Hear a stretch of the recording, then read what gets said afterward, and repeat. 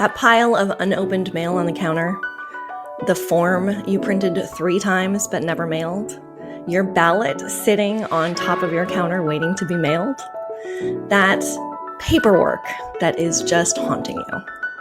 Hi, I'm Regina, and I'm a coach for late-diagnosed neurodivergent people, and welcome to Neurodivergent Synthesis, Why Paperwork Feels Impossible.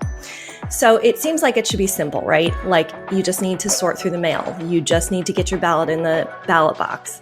All of those things. That it seems like it should just be one and done, right?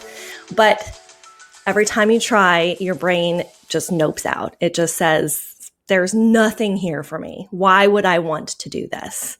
So paperwork combines a series of demands and skills that are the weakest for neurodivergent brains.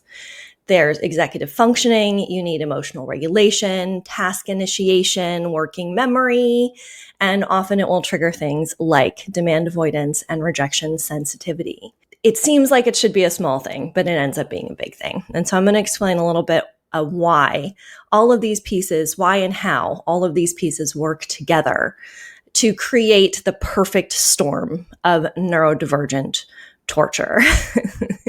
From the outside, it might look like you are just avoiding this or procrastinating on something. On the inside, it feels like panic or overwhelm or sometimes a total shutdown where you just cannot handle the paperwork. I want you to know this is not laziness. This is not, you being flaky. This is not you being irresponsible. This is 100% your brain just not really getting anything from this activity. It's not getting any dopamine. It's creating a lot of stress. It's creating a lot of pressure. And there are a ton of invisible demands and steps that go through needing to complete paperwork. So let's talk about the overlapping neurodivergent traits that make paperwork such a difficult thing to do. So we have executive functioning dysfunction, right? We have executive dysfunction, and it will often take us a lot more time to do things than it takes neuronormative people. A lot of what I say to my clients around this is, your executive functioning is a limited resource. It is for everybody. Everybody has a limited amount of executive functioning. There are only so many decisions you can make in one day. But when you are neurodivergent, you have even less of that. So you have a limited resource and you need to treat it like a limited resource. So that's something you need to pay attention to. Paperwork will take a lot of your executive functioning and it will take away from the other things that you need to do and that you need that functioning for, that you need that decision-making functioning for. You have an interest-based nervous system, and I promise you, paperwork is one of the biggest struggles for someone with an interest-based nervous system because you need that engagement. You need that, I want to do this, this is important. And often what happens with things like paperwork is it becomes important when you're pressed, right? When the deadline is close, when you've left it long enough, when you have not addressed it until it has to be done, then your nervous system kicks in and gets it done because it's pressed to, it has to, because the survival instinct kicks in. We have demand avoidance, right? We don't like when people tell us what to do or what not to do, or when something has to be done, or even how something needs to be done most of the time. So that demand avoidance kicks in with paperwork as well. So we've got, that desire to not do something because someone has told us it needs to or it has to be done. And this isn't defiance. I really want people to understand that demand avoidance isn't because you want to be difficult.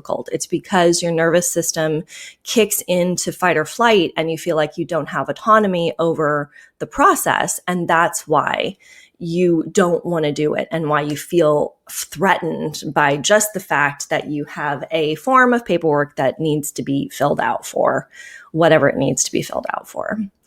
On top of it, you might be worried and you might have some rejection sensitivity going on. You might be worried that you do it wrong, that you don't get the right information.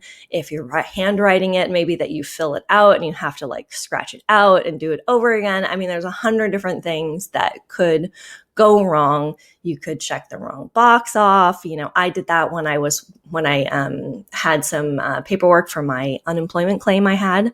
I checked a box that was the wrong box, and I had to go through all of these hoops to jump to fix it. And it was just one box that I had clicked that was wrong. And it's such a hassle. And so there's always sort of that fear in the back of your mind that you might do something wrong. So all of these things compound. Your executive functioning makes it hard to start. Task initiation makes it hard to get going on it. Your PDA, your demand avoidance resists the demand. Your rejection sensitivity makes it hard to finish. You start feeling guilty because you're taking longer to do it than you wanted to. And it takes a toll on you to know that it has taken time, that you're behind on it.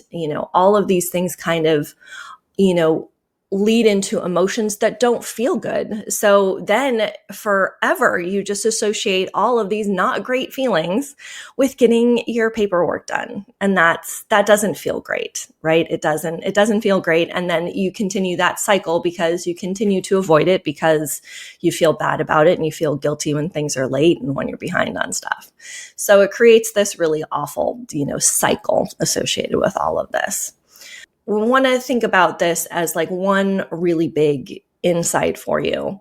This isn't about you not having the willpower to do this. It is about safety and self-protection. And if you're late diagnosed, a lot of that self-protection came from ways that you learned to manage in a world that didn't understand who you were and didn't understand how you processed and held you accountable for things in a way that was not in alignment with who you really were.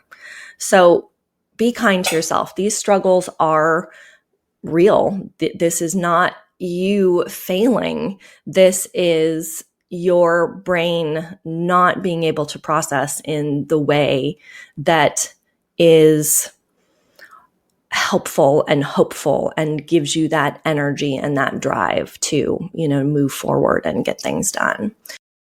So here are some things for you to think about. What in paperwork makes you feel unsafe? What feels unrewarding? Why is it unclear? What kind of support might make it feel safer? For me, when I have high stakes paperwork to do and it's something I am emotionally charged by, body doubling is very helpful. And it doesn't even have to be, somebody working with me or whatever, helping me with it.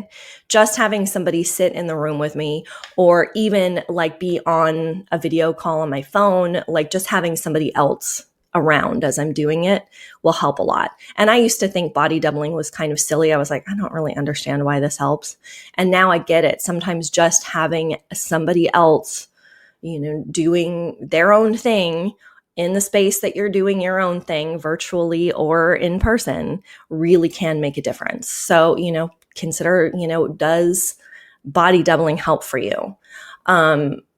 Break it down into practical strategies, make them some smaller steps in the process. Use, a dopamine anchor. So give yourself, if I get half of the paperwork done, I'm going to go have a snack. I'm going to watch a, 10 minutes, just 10 minutes of, short form video content on whatever your favorite video content platform is. Give yourself a goal, right? If I get part of this done, then I'll give myself this, and work kind of in cycles like that. And celebrate, like you get that hard paperwork done, not just patting yourself on the back, like cheer for yourself, give yourself, a dance party or something so you feel accomplished and you get something from having finished the paperwork process. So let me know, is paperwork something that catches for you? Does this process of looking at like all of the different components of how paperwork is impacted by neurodivergent traits? This really helped me. This really helped me understand like why sometimes these things that shouldn't